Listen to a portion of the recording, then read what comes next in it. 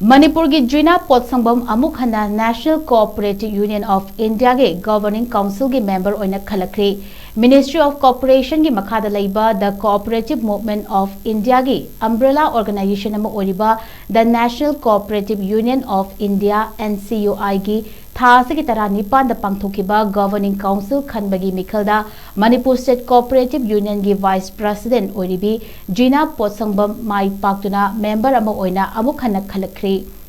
governing council खनबगी मिखल अदुदा लैबाक असिदा लैरिबा कोऑपरेटिव यूनियन तरातरेतना वोट थादबदा जीना पोत्संगबमना वोट 15 फंगदुना गवर्निंग काउंसिल ऑफ NCUI की अमत ngairaba लॉन फीमेल मेंबर अमा ओइना अमुक हन्ना खलखिबनी हौखिबा चाही लिसिंग अनि कुनगी पांगथोखिबा मिखलदसु माई पाक्तुना जीना पोत्संगबमना NCUI की अमत ngairaba लोनली